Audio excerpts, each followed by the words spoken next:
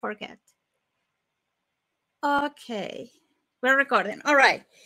So, well, as I guess most of you know, we are setting up a series of introductory workshops for all of the people that were impacted by the Coatland closure. We're very happy to know that there is a solution for this problem, and they are going to be able to finish their boot camps. And we're very happy about that, but still we wanted to go ahead with this series. It's important for you to know that this is going to be an introduction. So by the end of this session, I will share with you some resources where you can go and dive deeper into what are data structures and algorithms, continue with your journey into learning this. It's a very important topic, and we're going to discuss why today.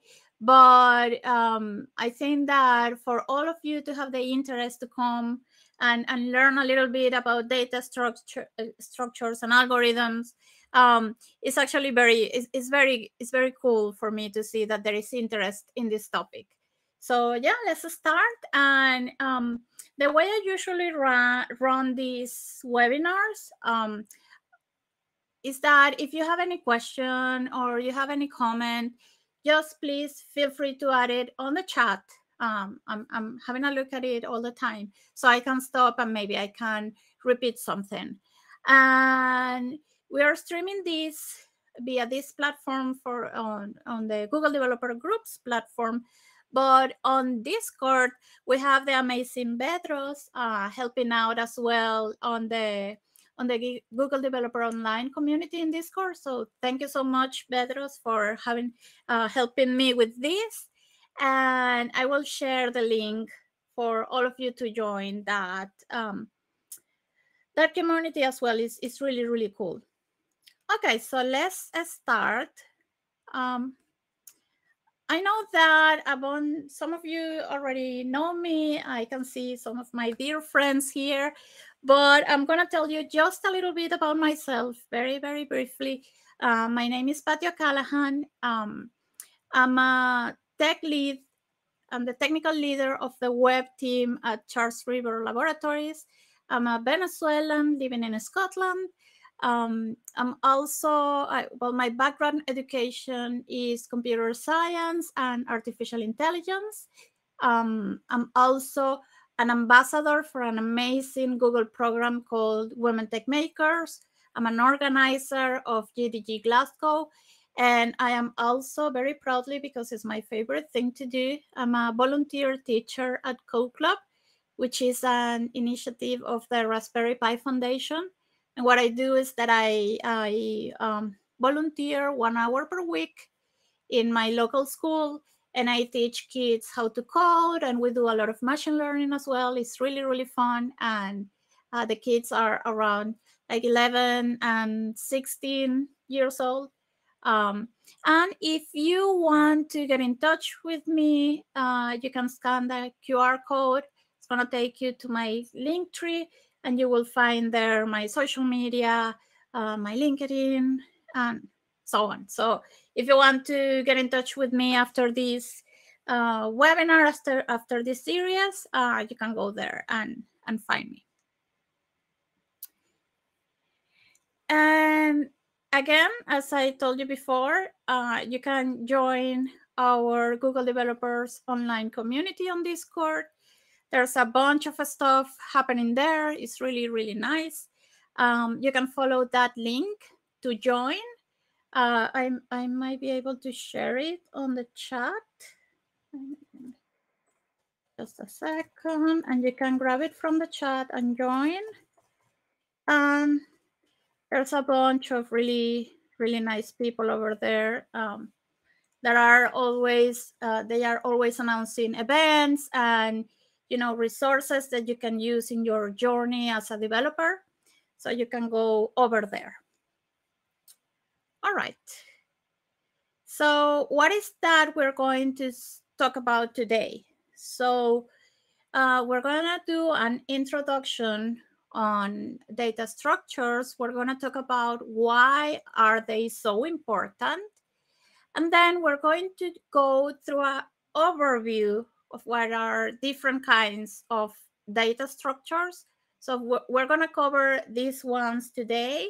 And next week for the second session, we're going to cover a couple of 2 or 3 more, and then we're going to talk about the algorithms. Okay, so let's start. So this is the agenda, like I just shared with you. And let's start with the introduction to the data structures. Okay, so there are several ways where we can think about a very simple analogy on how data structures, why are they so important, and how do they work. So imagine first that let's think about why do we need them, right? So let's start imagining that you have a pile of books like the one on the picture, right? And if you want to find a particular book, let's say, I don't know, you want to find a novel by Agatha Christie, I can just see there and I can't find it. So maybe you have to go through the pile, and it's a really time consuming and very inefficient way of having to locate the book that we want to read. But if you see on the other picture, of course, in a library, everything, all the books are very well organized.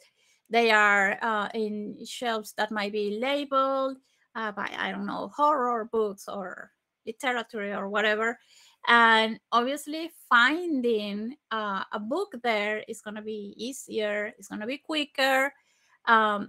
So we can think about this is an analogy on data structures, because in computer science, these data structures can help us to organize and store all of the data in a more efficient way, and in a way that the operations that the computer is doing while executing a program, let's say a piece of code that you wrote, is going to be faster and it's going to be more efficient.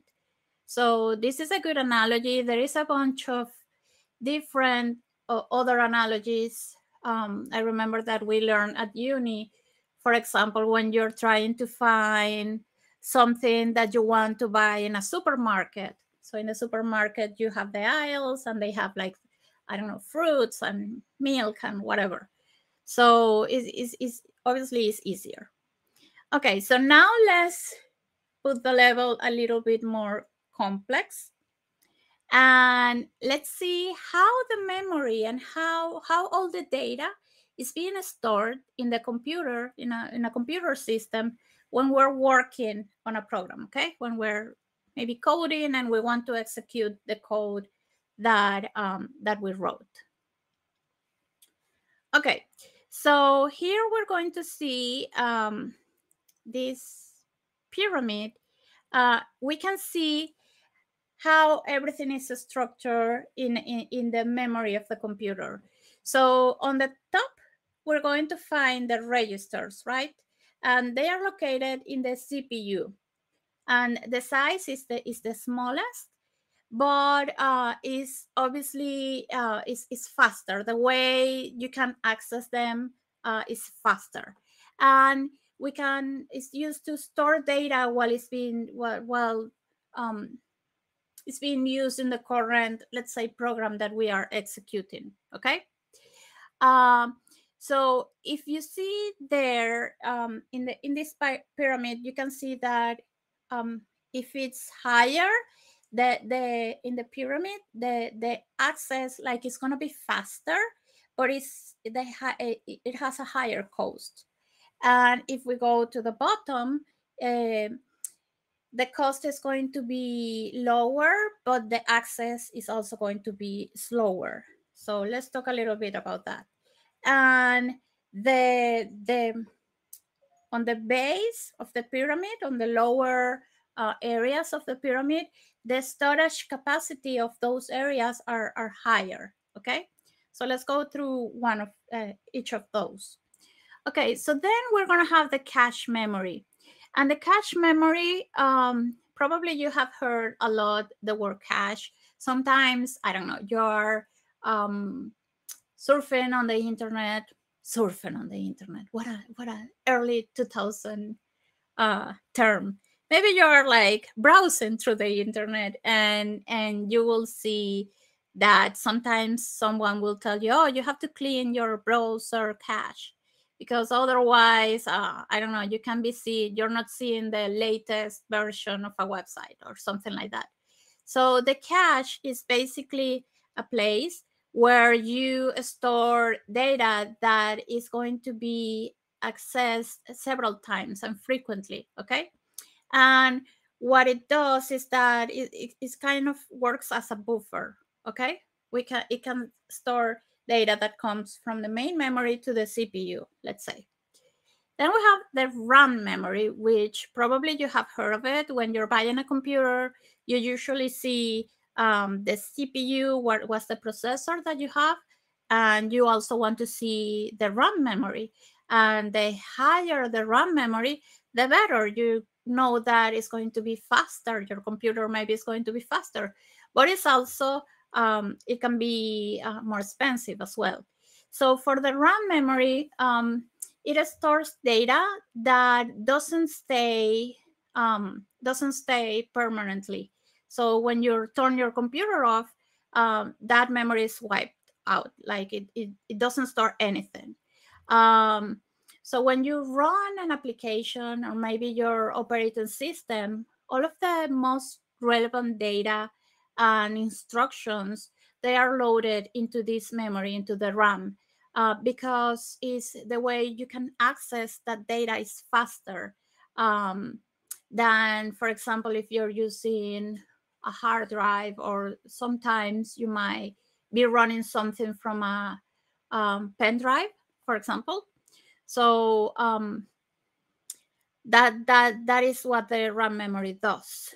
Obviously, I'm over like simplifying this, but it's good to have this perspective and this idea of how the memory works, and that is highly related to the data structures. Um, then we will have like the secondary memory. Okay, so that is memory that stays there. It's not going to go away. So, for example, the hard drive, every time we turn on our computer, we know that we're going to find like the same work documents, or you're going to find, I don't know, if you're lucky and nothing happened to your computer, but you're going to find, I don't know, if you have a pen drive, you're going to find your Excel files, and so on and so on. Yes, Julia, the slides are going to be shared along the video. Okay, so the thing with the secondary memory is that it's going to be obviously slower, because the computer has to access, the system has to access the second memory device, let's say the hard drive, and look for the data and bring it over to the memory for execution. So it's going to be obviously slower. Okay, so that can give us an idea of what was the hierarchy of the memory. Now let's talk about why data structures are really important. So let's talk about all of these items. So first of all is the efficient data access and manipulation.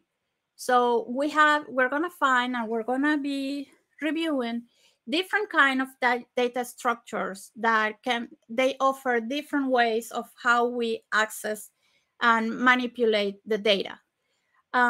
Then is also in a more efficient way, of course. And we're going to see some examples so we can realize why this difference between data structures are going to be more efficient or not, depending on the use case.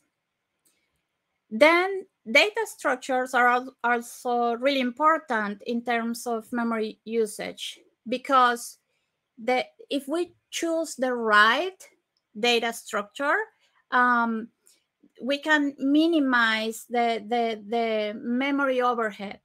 So the way all the memory resources that we need, we can minimize that if we choose the right one. Okay. Then we have the suitability for specific tasks. Like I said, certain data structures are going to be designed for very specific tasks. And today I'm gonna show you some of the use cases for each of the data structures that we're going to be reviewing. Then they can help us to reduce complexity, because again, depending on the one we choose, we can simplify complex problems. Sometimes if we choose the wrong one, we can really complicate the way we need to solve a problem.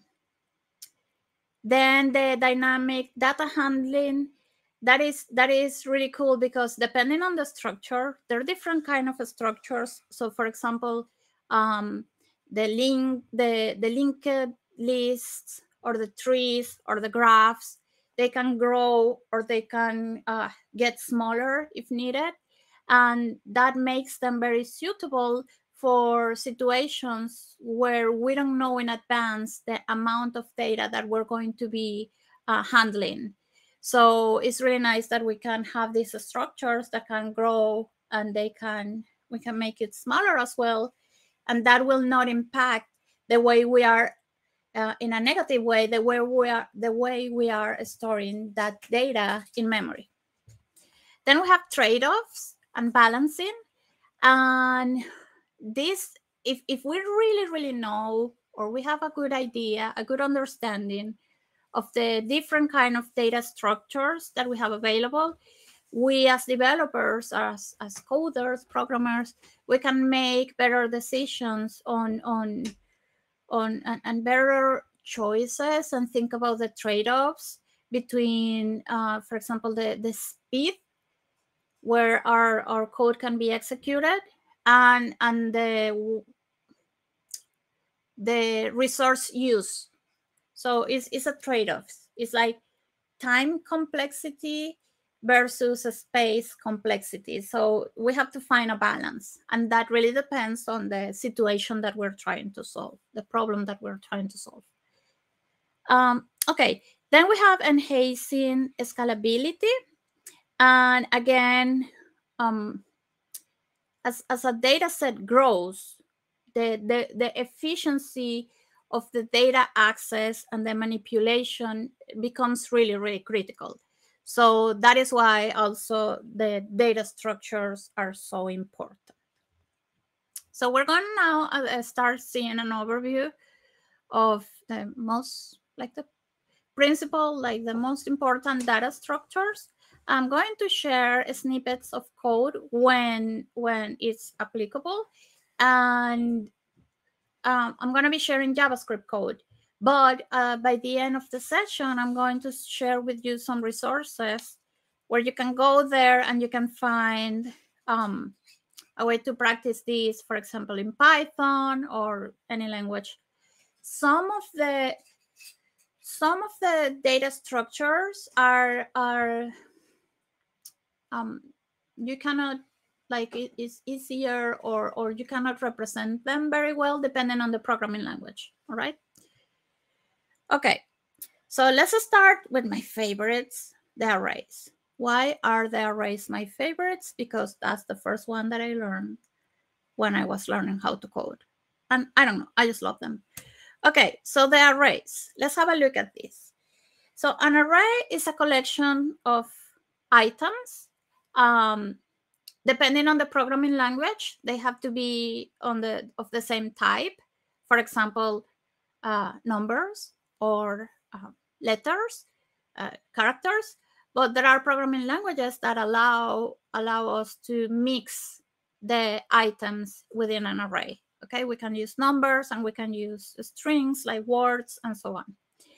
And the thing with the arrays is that each item, each element is stored in the memory in continuous memory locations, okay, where each item can be identified by an index or by the position, okay? So imagine that the memory is like a grid or a box that has a bunch of smaller boxes inside. And in each box, you're going to store something, and that box has a number. So an analogy for this would be, let's say in a building, there is like the mailboxes, and each mailbox has the flat number. So when you go there and you want to see like your letters, you look for your flat number and you open it and you can, you know, take your letters. So it's quite about the same. We have these spaces where we can store the items, and then we can reference them by the index, okay? So in these images, you can see here that we have an array of numbers and we have an array of characters, okay? Now let's see this example in JavaScript code. Okay, so I'm going to explain to you what we have here. So on the first line, we are creating an array, okay? We're gonna call it numbers, and we add all of the elements that that array has. Usually, I think most of the programming languages, they use brackets to represent the arrays. So you are going to write all of the items in brackets, and you're going to separate them by comma. So then there you see the representation of this first array, the number array. Over here, this one. Okay. And then how can we access the elements of the array? So we just have to write the array number, and then in the brackets, you're going to write the position. One very, very important thing is that the arrays, the positions start with 0, okay? And that is the same everywhere, okay? So you will think like the first position, the index will be number 1, but it's not. It's always 0. So if you want to console log, what it does is that it prints on the console, it prints the result, okay? So it will find, okay, array numbers, I want what is inside position 0. So position 0 is this one, and it will be number 2. Then I'm going to ask the array numbers, what is on the position number 2? So this is 0, this is 1, and this will be 2, and that will be the output 8. Can you see my cursor? Yes, right? On the screen. All right. Okay. Thank you. All right. Okay. All right. Then let's say that, okay, we have all of those items, and we want to modify, and for the element that is on the position 3, I want to replace it with 10. So this, again, this is position 0, this is position 1, this is position 2, and now on position 3, right now I have the item 12, but I want to replace it with 10. So what I do is that I assign this number 10. And if I print it now, I will get 10, okay? So one thing that we can do with arrays is that we can push more elements into it, like add more elements to it. And for that, what we have to do is that we write numbers, and which is the name of our array, and we use this function push. And what it does is that it will add that number by the end of the array, okay? And if you see, if we print this, it will, we're gonna see all of our array with the new element that we just added by the end. Another thing that we can do is that we can remove the last item of our array, okay? And for that, we use pop. That's another, the name of the function. And what we're doing here is that we are assigning that new array without 20 to this variable remove number.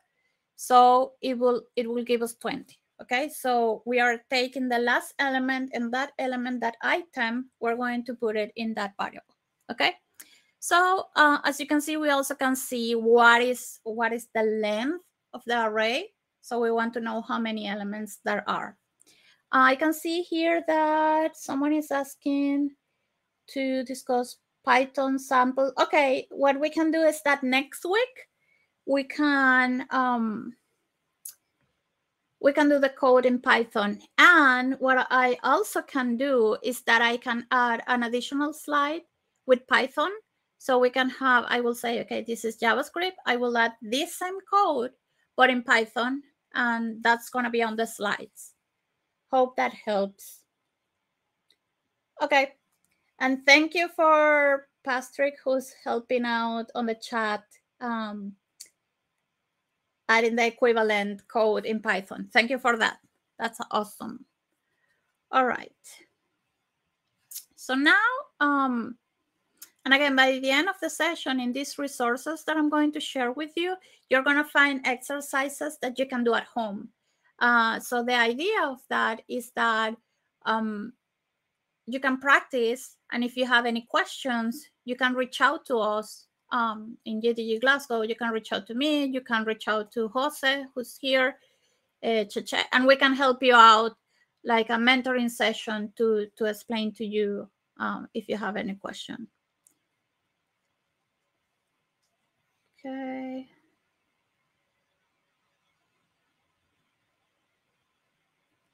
Okay, give me just a second and I will continue. All right.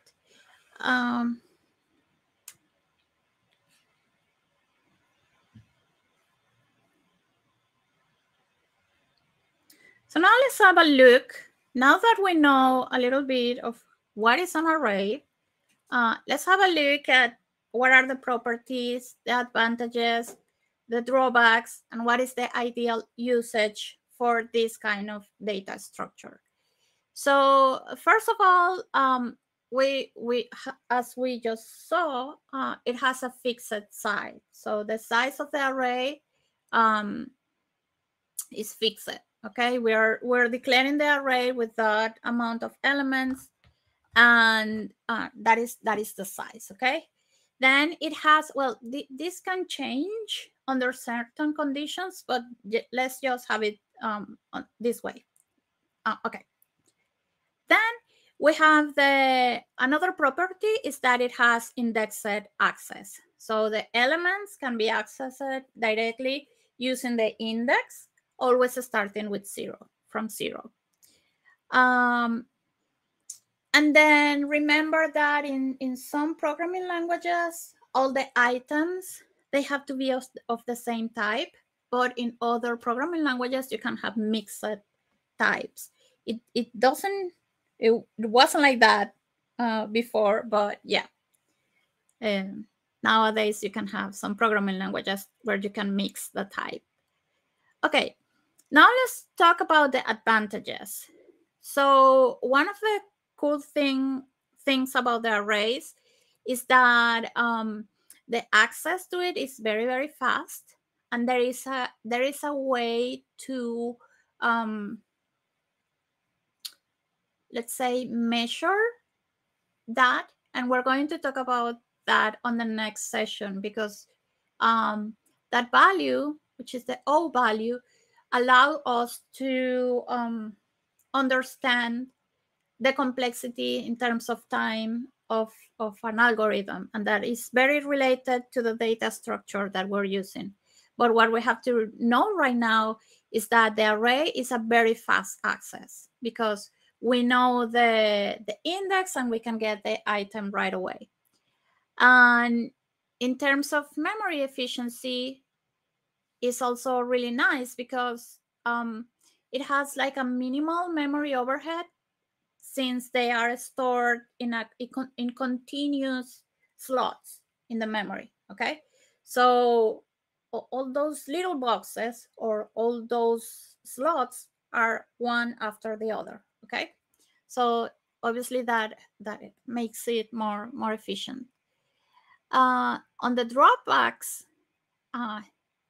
that property of being fixed size is also a drawback because it can, under certain situations, like making it to make them bigger or resize the arrays after the creation can be tricky. And then we have the insertions and the when you insert or delete an item, when you can do it, those operations, they can be slow. And we're going to see an example when we compare the arrays with the linked list, and you will see why in order to add a new element or remove an element, let's say no by the end, but maybe by the middle, you have to break, like you have to move and find a space to put that new element in between. And that's why the fixed size of the arrays makes them tricky under certain situations. But I'm going to show a graphic, like a graphic where you're going to understand a little bit better what I'm talking about. Okay, then what's the ideal usage of the arrays? When we know the numbers of elements in advance, and let's say maybe we can say, okay, we have an idea of the number of elements that array might hold. And when you need a very, very fast way to access those elements, if you already know their position. Okay. Now let's have a look at the maps and dictionaries. And for this, I'm going to jump to the code. And basically, this is similar to an array, but the difference is that the key is not a number, but a string. It's like a key and a value, okay? So you can have a key, for example, a name, and the value can be the age. So you're going to, this is called hash mapping as well. So for example, here we are going to have this variable called user age, and the key is Alice, like the name, and the value is the age. Okay, so if we print user age with the key Alice, what we're going to get is the value. And we can add a new value and a new key. So we can add that new value key pair to our variable user age. We can also delete a key value pair by referencing the key. And you can also check, for example, here, if this key exists in this variable. So the difference, yes, kind of associative arrays. Yes, kind of similar. By the way you reference by key, but that key and value.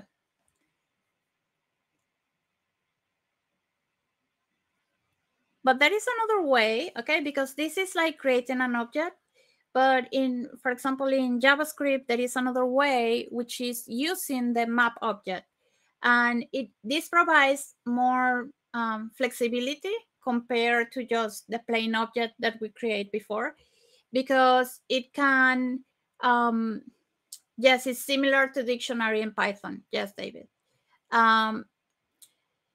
So using map, we have also some variables that are functions that are available for us. For example, set. We have get as well if we want to get the value corresponding to a key. We can delete. We can check if a key exists. And we can also reference the size. So obviously it's better and is more efficient than using just a regular object. So let's have a look. In which languages do we have associative arrays? In a bunch of languages, we have associative arrays. Lots of them. I will say most of them. It's just that there are so many different languages, not just JavaScript and Java and PHP or Python or C++. There are a bunch more.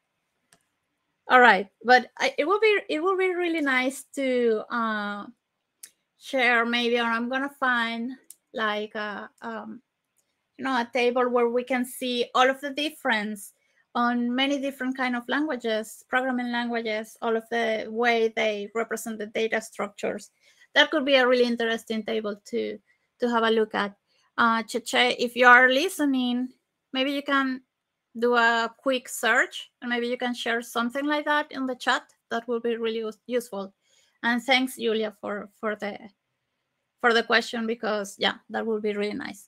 Okay, so let's now see for maps and dictionaries, what are the properties? Again, properties, advantages, the drawbacks, and the ideal usage. So for the properties, like we said before, we have the key and the value pairs. So that's the way the data is stored. The size is dynamic, so the maps, they can grow or they can get smaller as needed, and they're different than the arrays, which they usually have like a fixed size. They also have unique keys, and that means that we cannot have, for example, we cannot have two elements with the key Alice. The keys, they have to be unique, because obviously we're referencing that value because of the key, and if we have two different values with the same key, is going to throw an error. Okay, and then we can have several key types, so they can be, depending again on the implementation, maps, they can use different types of data keys, for example, numbers or strings and so on. So on the advantages,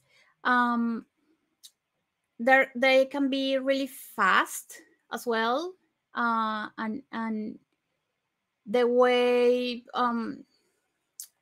for the way they look for stuff, and the way they insert and delete the stuff, they can be fast. Another advantage, as we said before, is the resizing. The maps, we can resize them dynamically, so it's a better use of the memory because we can do that. They can have flexible keys. Again, they just don't have to be numbers, but also words, so that, like strings, that can help us, because that can make the code more readable, more understandable. If we see something like get Alice, and we know that it's user age map, by just seeing this, we know that we're going to get the age of Alice. But if it's like an array where it says like user age map, and then in the brackets is 3, we don't really know if 3 is Alice or Charlie or Bob. So it's easier, it's more readable. Okay. Then we have the drawbacks. And one of the drawbacks is the memory overhead. And the thing is that maps, they can use more memory than the arrays, because they have to storage the key value pairs, and maybe they need to have hashing mechanisms, and that means to map the key to the value. So that can make it to have a memory overhead. Then another thing is the ordering. If if we're using like a basic map implementation, that doesn't guarantee that the items are going to follow a specific order. So if we need to order them, if we need to order the items, let's say by oldest to youngest, we will need a more specific structure. So there's one like order maps and so on. And then we can have hash collisions. And the hash collisions is because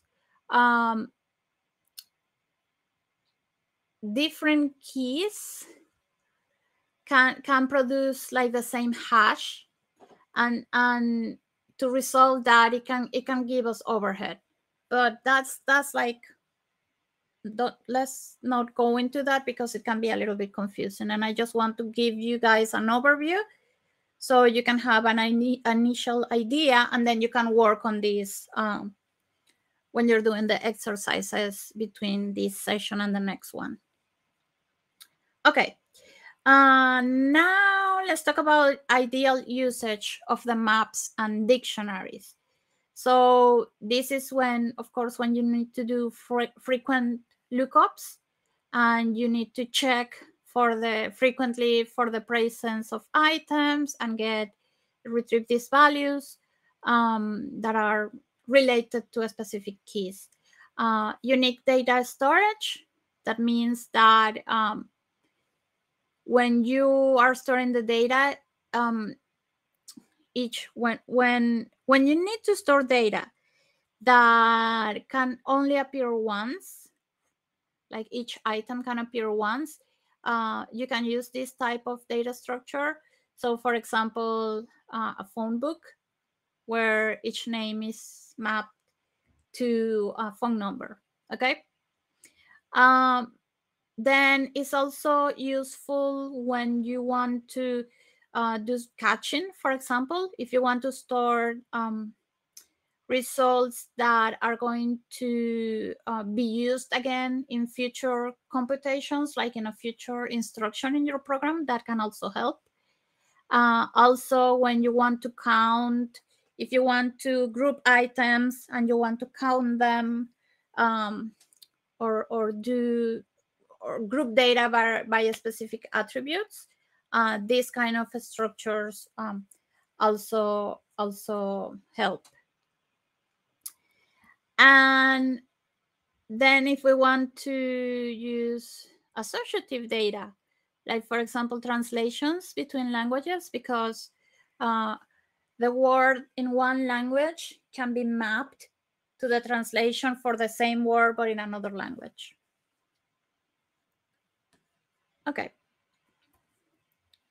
Now let's have a look at the linked lists, which are also pretty cool. Okay, so we can imagine an array, but this is way better and more flexible.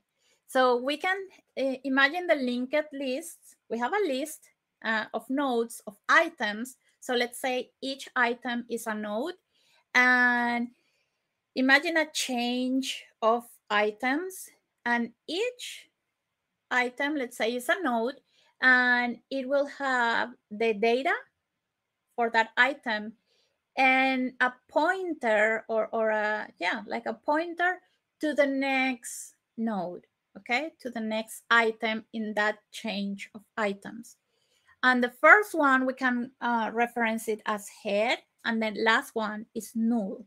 All right, so if we're storing this, what's the thing about the linked lists? Imagine that you don't have consecutive spaces on your memory, all right? Consecutive slots, and you will need to store your chain of items in different places. But for you to be able, let's say that you want to read the word, I don't know, sun, and you are going to store the S in one slot, and then the U in another one that is not consecutive. What you do is that, okay, you go to the S, and you want to know where is the U. So that item, that node has the S and also has the number of the box where that U is stored in the memory. So that's the way they are chained. Okay.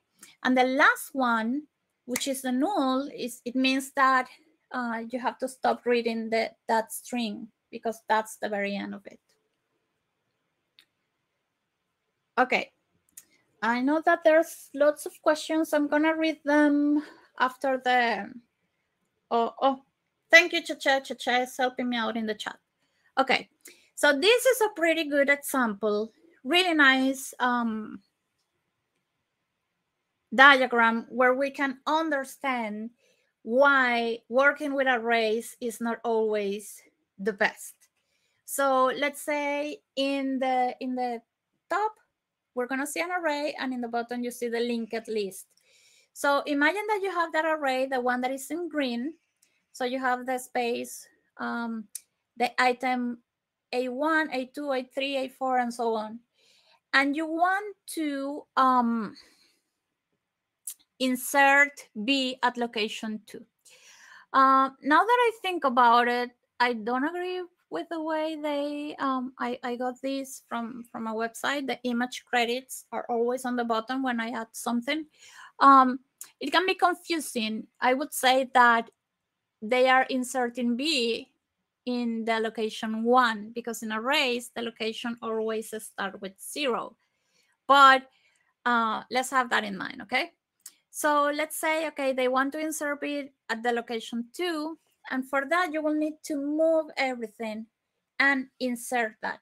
So that's obviously it can, if we are defining an array and we say, okay, this array is going to have 8 items.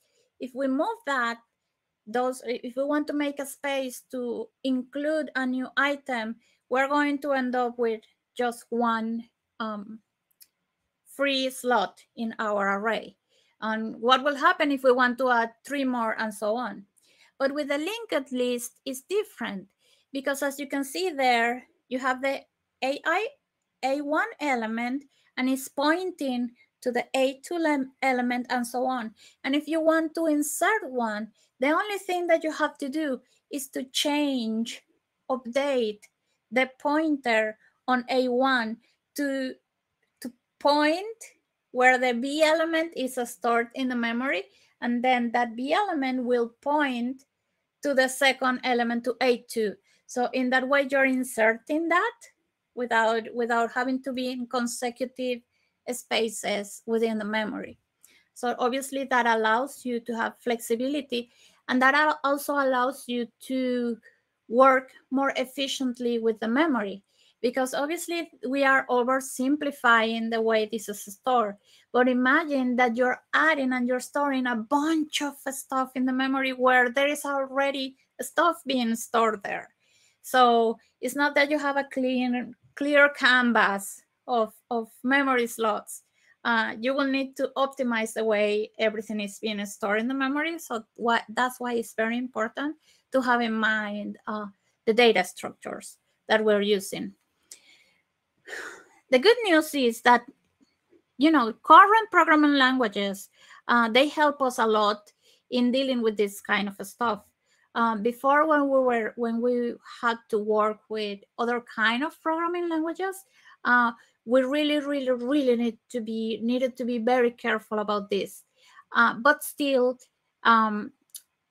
we can make mistakes nowadays very easily by selecting the wrong data structure, and also that is highly related to the algorithms that we use. Okay, so now let's have a look at the same table that we were discussing for all of the other types of data structures. So for the linked list, again, as I told you before, it's a collection of items. They are stored in a specific order. And why they are stored in a specific order? Because we are pointing one element to the other. And unlike arrays, They are not stored in continuous memory locations. Okay, so let's have a look at the properties. First of all, is node-based, like we just saw. The linked lists are composed of nodes, where each node contains the data and a reference or a link or a pointer to the next element, okay, the next node. Is dynamic in size. It can grow or it can get smaller as needed, unlike, again, the arrays. And there are different types of linked list. So we have the single linked list. It means that one element links to the other, and that links to the next one, and so on. Then we can have the double linked list, and that means that each node can point to the next element, to the next node, and also to the previous node. So they're double linked, okay? And then we have circular linked list, and you're just doing a circle. The last node in the list will point back to the first node, okay? Then the advantages. Again, we have dynamic resizing, because as we saw on the previous example, we can include, insert nodes or remove nodes without the need to resize the array or relocate all the data structure. We can do that dynamically, and that is a pretty cool advantage. And the way we do the insertions and the deletions is very efficient in terms of constant time. We're going to talk about constant time in the next session. Then the memory usage. We don't have wasted memory, because we can allocate each node when it's needed. Like where we can find a place, we can allocate the node. The thing is that we can end up with fixed size arrays. We can end up having spaces where we're going to waste that space in the memory, because we might have, I don't know, two fixed arrays, and then we can have, let's say, 2 slots, and we're not going to be able to put anything in there unless we have an array of size 2, for example. So if we're using the linked list, we can place one of those nodes in one of those free spots. So the way we're using the memory is better. And there is no physical memory limitation, because, again, we don't need to have continuous slots. So let's say that in the memory, let's say by the end of the memory, we just have, I don't know, 5 continuous slots, and our array is size 8. So we're not going to have enough continuous slots to place that array of 8 elements. But if we're using linked list, we can just search for those additional ones in other places. Okay, now we are going to talk about the drawbacks. So it can have memory overhead, because we are using, like, each node will require extra memory for the reference.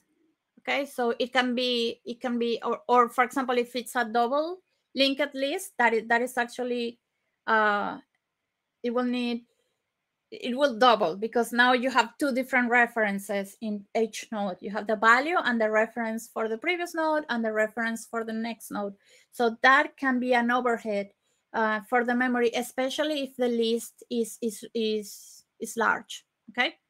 Then we have the complex implementation and operations, like, because sometimes you will need to reverse an array, or you need to remove, let's say, a node. Those can be more complex than just removing an item on an array, because you need to update the references and of 2 nodes. Yeah. What is the ideal usage of the linked lists? So, for example, for dynamic data, if you have, again, an unknown number or an unknown changing number of elements, and you need to add and remove items to the list very frequently. So in that case, a linked list is an ideal data structure. Then if you're going to implement queues, so let's say you have to implement your coding program that needs to deal with the queue on a bank, and in the queue you're always like adding new people by the end of the queue and then removing the ones that are on the front. So for dealing with queues, this kind of data structure is perfect. And then if you want to avoid the array limitations, that is also is a good application. Okay. So again, if we consider all of these, that can help us make a better decision when we want to optimize the way we are coding and the way we are creating the solution for a problem that we have. Okay, the next one are the trees, which are also really cool, and you will find a similar concept in machine learning as well. So the trees, the way they work is, let's use this analogy. Okay, imagine like a tree. You have the branch, and then you have like the main branch, and then you have additional branches. You have the leaves, and then you have like the last leaf of that branch. That's the way we represent the trees in as a data structure. And you can see as well, let's say that you want to represent your family tree. So maybe you can start with your grandfather, and then you can go down on the tree, and then you will find smaller trees, let's say your parents and your siblings and so on. So you can start like going down, and we're going to see how this data structure is really useful for certain cases as well. So let's have a look at a more technical example of what is a tree. So we're going to have different levels of a tree. So obviously the bigger your tree, it can have several levels. So we're going to start by a root, and then we can have different subtrees, and obviously each subtree also has a root, and then the nodes that can be the children of the parent node, and so on. If a node is in the same level as other and they are part of the same tree, they are considered to be siblings. Okay. So that's the way the trees are being represented in a graphical way. And you will see this kind of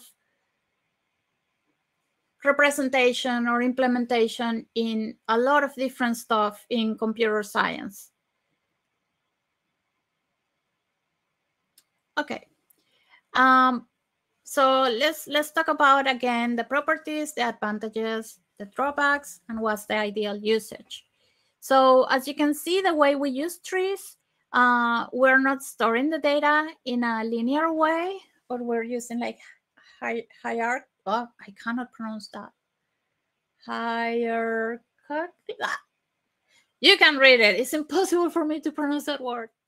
I need Lisa's help. She's always the one that it helps me with the English when I have problems with the English. Okay, so We follow a hierarchy, okay, with the trees. It's not something that is linear, one element stored after the other, like the arrays or like the linked list, okay? And that's one of the properties. Another one is that we have hierarchical. There you go. You're so amazing, Liz. Honestly, hierarchical. I will never forget it. Thanks. She's amazing. Okay. Okay. So we have the hierarchical structure. We have the root element, which is the first one, and it's the node where all of the other ones come. Then we have the child nodes, and they can have like 0, or they can have more child nodes. And the leaf nodes are the ones that they don't have any child, okay? Then we have the parent-child relationship, and that is when two nodes on different levels are related. Different like subsequent levels are related. The depth is the number of edges on the path from the root node to that node. Okay, so for example, let's say E, it has 1, 2, 3, but then the height of the tree is from the root to the last leaf. Okay, so that will be 1, 2, 3, 4. Then the advantages. Well, one of the advantages is that you can reflect real world structures. You can represent like file systems. Let's say you have a folder, and then you can have a bunch of folders, and those directories can have a bunch of files and maybe other directories. So it's a very useful way to represent file systems, and in a better way, in an easier way to understand compared to a linked list, for example. We can have more efficient operations, and we're going to see the algorithms that we use with the trees, but insertion or deleting an item or search can be more efficient. And again, as the linked list, the size can be flexible. They can grow or they can be smaller. If in an easy way, we can make it bigger or smaller. On the drawbacks, we have the complexity. So they can be more complex to implement and also to understand. Obviously, the bigger the tree is more complex to understand and to implement.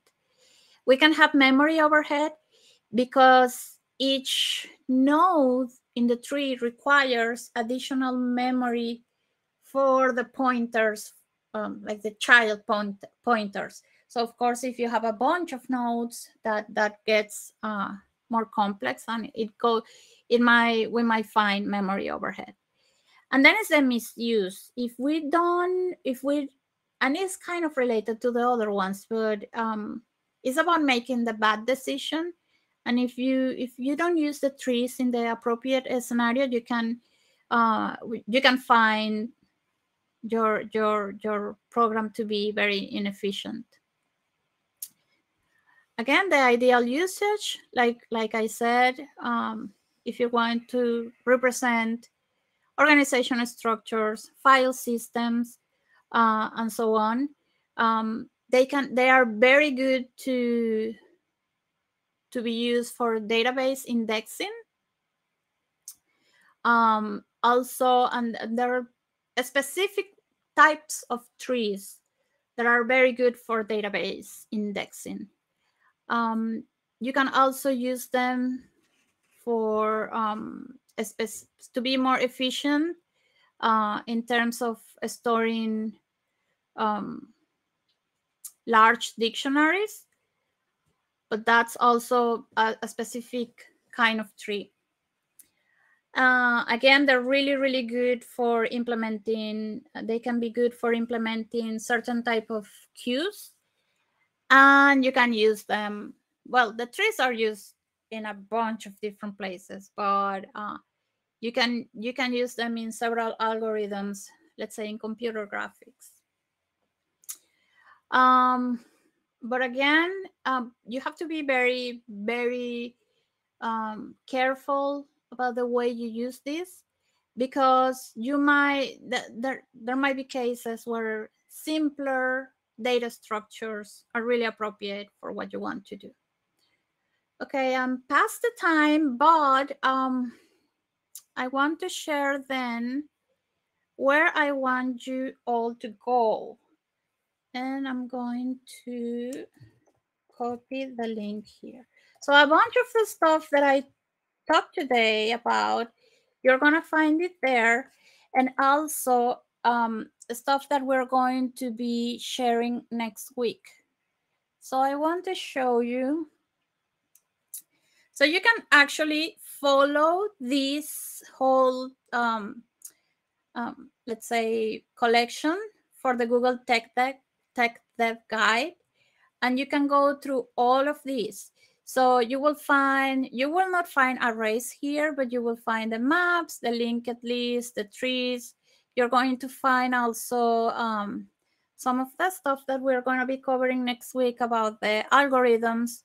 And it's really, really cool because you can watch the videos where you're going to be watching again some of the introduction, the introductory overview that I just told you about, but in more detail, because in terms of time, this topic is so vast that it's not going to be enough for us to just cover everything. So you will need to go and do some work on your own.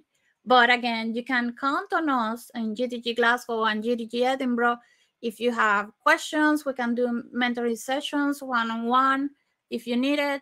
But I would recommend you to go through this. So you will have videos. There is a tutorial, coding questions where you can actually practice. And there is a quiz, which would be really nice to follow along. Liz, yes, you will find the exercises there. I think the answers are there as well. If you don't find the answers, let me know and I will help you out. So yeah, and you will find it for the linked list as well, and so on. So I really recommend you, if you have the time, if you are interested in getting a deeper knowledge on this topic, which I highly recommend you to do, because sometimes we just go straight ahead and start coding and start producing code, and sometimes we forget this. And these are the basics, some of the bases of computer science. So I really recommend you, if you have the time, to go through this. Also, usually in the technical interviews, they will ask you about data structures, obviously depending on the position that you're applying to. But usually if you're applying for a software software engineering position, they will ask you about data structures, about the more efficient way of handling something with the data structure, and also the algorithms. And we're going to see the basic ones next week, next session. But yeah, this is a really, really important topic. So I would recommend you to have a closer look and let us know if you need any help. So next week, we will start at the same time. I did a mistake with the hours because I'm also running some workshops in GDG Barcelona, and the difference of the time, I got confused. So next week is also going to be at 7:30. And again, if you need anything, let us know. Hopefully you could have a look at my social media. You can post questions on Discord, and I'm going to be around there as well. So thank you so much for joining. I hope this was useful. You are going to get an email asking for feedback. Please, if you have time, give us your feedback. Be honest, because your feedback is what is really helpful for us to make these sessions better. Okay. So thank you, everyone, and just see you next week. Bye bye.